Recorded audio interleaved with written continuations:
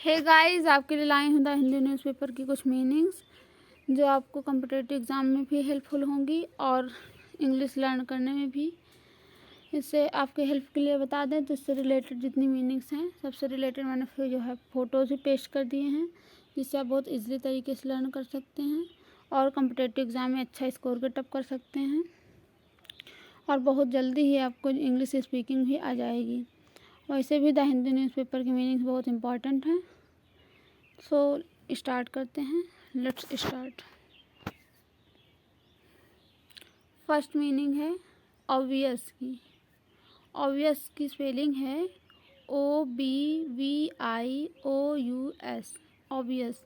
Obvious means होता है प्रत्यक्ष, स्पष्ट, जाहिर, नुमाया, प्रकट। यानी कि जो कि डायरेक्ट हो, बिल्कुल सामने किसी के हो या फिर कुछ भी हो जो कि बिल्कुल प्रत्यक्ष रहे, जिसका जो है बाद में जो है सीम करने की कोई ज़रूरत ही ना पड़े।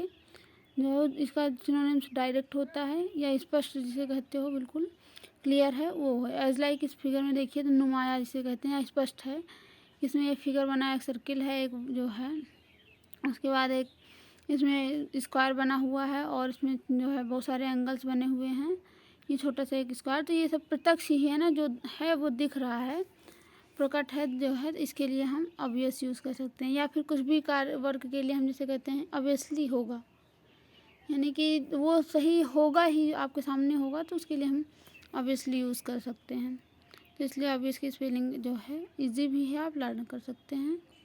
एंड नेक्स्ट मीनिंग है स्लीक। स्लीक की स्पेलिंग है SLEEK।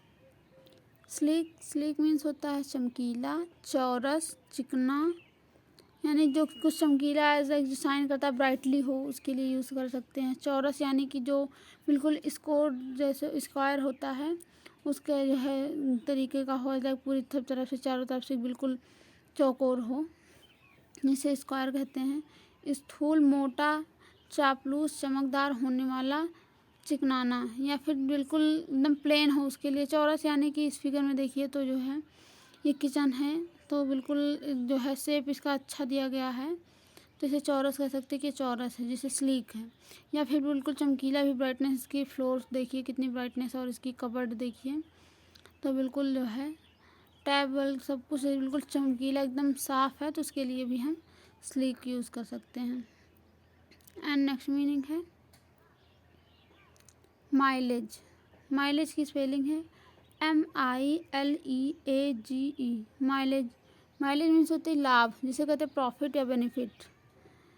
तो जो है दूरी, फ़ायदा, मील भत्ता, मील दूरी, प्रति मील व्यय। यानी कि जैसे बाइक वाइक खरीदते हैं या फिर 4 व्हीलर्स खरीदते हैं तो कहते हैं इसमें माइलेज काफ़ी ज़्यादा है। मतलब इसमें लिखा है 5 मीटर माइलेज बूस्ट, यानी इसमें बहुत ज़्यादा माइलेज है, यानी इन गाड़ियों में बहुत ज़्यादा फ़ायदा ले सकते हैं। तो ये फिगर से आप माइलेज यूज़ कर सकते हैं। बहुत ज़्यादा माइलेज यूज़ होता है गाड़ी और अदर जगह, तो इसके लिए बेनिफिट या फिर प्रॉफिट इसका सिनोनिम्स है। एंड नेक्स्ट मीनिंग है री इन्वेंटेड। री इन्वेंटेड की स्पेलिंग है REINVENTED। री इन्वेंटेड मीन्स होता है नयापन लाना, यानी कि किसी भी चीज़ में कहते हैं कि जो है बिल्कुल नया कर दो, इसका रिन्यूअल जिसे कहते हैं, तो उसे री इन्वेंटेड भी कहते हैं। इन्वेंटेड मीन्स होता है बनाना, और री इन्वेंटेड यानी फिर से बनाना, एकदम नया पर लाना। जो कि री मीन्स ऐसे ही पुनः होता है, तो या फिर नया होता है, तो उसी से है। लाइक इस फिगर में देखिए तो बिल्कुल ये पर्सन इस थॉट्स है कि कुछ नया करें, या एनी पर्सन सभी सोचते हैं कि अपनी लाइफ में कुछ अच्छा ही करें जिससे मेरा कैरियर बेटर हो और दूसरे को हेल्प मिल सके, तो इसीलिए री इन्वेंट कहते हैं। तो री इन्वेंट की स्पेलिंग आप बहुत इजीली लर्न कर सकते हैं। एंड नेक्स्ट मीनिंग रिलीज़ की है। तो रिलीज़ की स्पेलिंग देखते हैं। रिलीज़ की स्पेलिंग है LERERIES। रिलीज़। रिलीज़ मीन्स होता है निर्भर करता है, पतियाना, भरोसा करना, यानी किसी के ऊपर विश्वास करना। ये भी होता है, इसका सिनोनिम से डिपेंड होता है, निर्भर करना के अकॉर्डिंग, और उसके जो है भरोसा करना के अकॉर्डिंग होगा बिलीव्स। तो रिलीज़ के 2 सिनोनिम्स हैं, आप लर्न किए रहिए। अगर इस फिगर में देखिए तो एरोप्लेन का फिगर है, तो एरोप्लेन जैसे कि अपने पंख पे ही डिपेंड करता है, उसके जो पर होते हैं वो अगर चलते हैं तो जो है एरोप्लेन उड़ सकता है, नहीं तो नहीं, तो उससे प्रॉब्लम हो सकती है। एज लाइक किसी को भरोसा होता है, जैसे हमें अपने पेरेंट्स के ऊपर भरोसा होता है कि जो है वो जो कुछ करेंगे अच्छा ही करेंगे, तो इसके लिए भी रैलीज यूज़ कर सकते हैं। और निर्भर भी, हम डिपेंड भी तो अपने पेरेंट्स के ऊपर ही होते हैं, जब तक हम कुछ नहीं कर लेते तब तक जो है उनके ऊपर ही खर्च से सब कुछ जो है, तो उसके लिए भी रैलीज यूज़ कर सकते हैं। रैलीज बनी है रैली से, RELY से, जैसे रैलीज हो गया है, उसकी जो है प्रेजेंट इंडेफिनिट के अकॉर्डिंग रैलीज है। तो नेक्स्ट देखते हैं। नेक्स्ट मीनिंग है कैटस्ट्रॉफिक।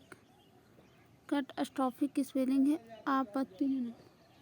इसकी स्पेलिंग है CATASTROPHIC। कैटस्ट्रॉफिक मीन्स होता है आपत्तिजनक, प्रलयंकर, विपत्तिपूर्ण, आफत भरा, बला का, यानी कि कोई भी प्रॉब्लम हो जाती है जिसे आपत्तिजनक कहते हैं। जैसे एज लाइक डिजास्टर, जिसका सिनोनिम्स है जो है, या कैलामिटी, कुछ भी कह सकते हैं, तो इसका सिनोनिम्स वो है। और यानी कि जो कि एज लाइक इस फिगर में ही देख लीजिए, तो जिसमें जो है ये बिल्डिंग गिर रही है तो पर्सन से भाग रहे हैं यहाँ से, तो एक आपत्तिजनक ही कंडीशन है, वो बिल्कुल कैटास्ट्रॉफिक ही कंडीशन हो जाती है। एज लाइक इस टाइम देखिए तो कोरोना टाइम में भी सब लोग यहाँ वहाँ से भाग रहे थे, शहर से जो है गांव आ रहे थे, सब अपने अपने घर की तरफ भाग रहे थे। कोई प्रॉब्लम आती तो सभी जो है बिल्कुल हड़बड़ा जाते, तो उसके लिए कैटास्ट्रॉफिक यूज़ कर सकते हैं। नहीं, कोई भी कंडीशन ऐसी हो जाती है जिससे बहुत ज़्यादा प्रॉब्लम है तो उसे आपत्तिजनक ही कहते हैं, तो उसके लिए कैटास्ट्रॉफिक यूज़ कर सकते हैं। एंड नेक्स्ट मीनिंग है एग्जिस्ट। एग्जिस्ट की स्पेलिंग है EXIST। एग्जिस्ट, एग्जिस्ट मीन्स होता है मौजूद रहना, होना, जीना, जीवित होना, अस्तित्व रखना, विद्यमान होना, गुजारा करना, अस्तित्व होना, यानी कि जो हम प्रेजेंट हैं, हम जीवित हैं, लाइव हैं, तो उसे ही जो है एग्जिस्ट कह सकते हैं। ऐसा किस फिगर में देखिए, ये पर्सन जिंदा है, ये इसी के जो है प्रूफ है कि देखो मुस्कुराते हुए फेस कितने सुंदर लग रहे हैं। इस बेबी का देखिए, एक गर्ल्स के देखिए कितना अच्छा लग रहा है। तो ये पर्सन जीवित है तो उनके लिए यूज़ किया जाता है एग्जिस्ट, यानी कि हम एग्जिस्ट। अगर कोई भी कह सकता है कि वो जिंदा नहीं है, कुछ भी है, तो उसके लिए हम एग्जिस्ट यूज़ कर सकते हैं। तो एग्जिस्ट इस तरह यूज़ करेंगे। उसके लिए जिसे रिलीव कहते हैं या लाइव कहते हैं, तो उसके लिए या प्रेजेंट, इसका सिनोनिम्स कुछ भी कह सकते हैं, इसका सिनोनिम्स है। तो जो उस टाइम का जो है अटेंड हो तो उसके लिए कह सकते हैं अवेलेबल, जिसे कह सकते हैं, इसका सिनोनिम्स ये भी है। तो इससे आप बिल्कुल इजीली लर्न कर सकते हैं। इतने बहुत सारे अर्थ हैं जो कि आप पढ़ के मीनिंग लर्न कर सकते हैं। एंड नेक्स्ट मीनिंग है रिफरेंट। रिफरेंट की स्पेलिंग है REFERENT।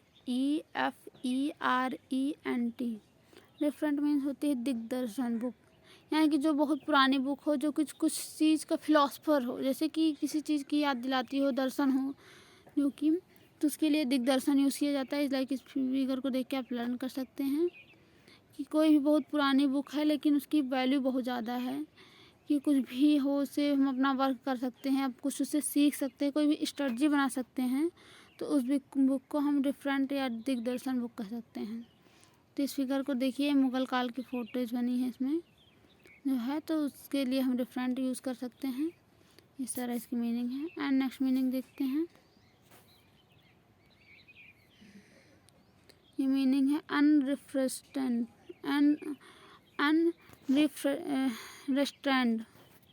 अनरिस्ट्रेंड की स्पेलिंग है UNRESTRAINED।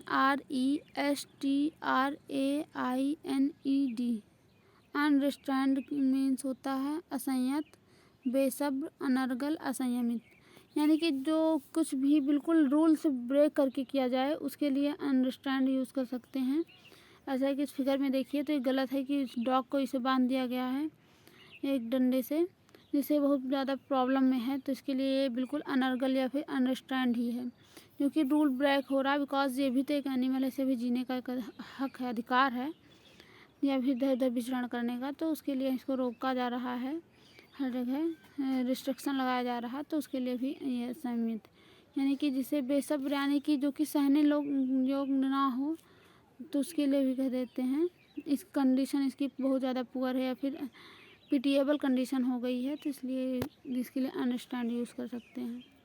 एंड नेक्स्ट मीनिंग है प्रेवेलेंट। ये लास्ट मीनिंग है प्रेवेलेंट। प्रेवेलेंट की स्पेलिंग है PREVALENT।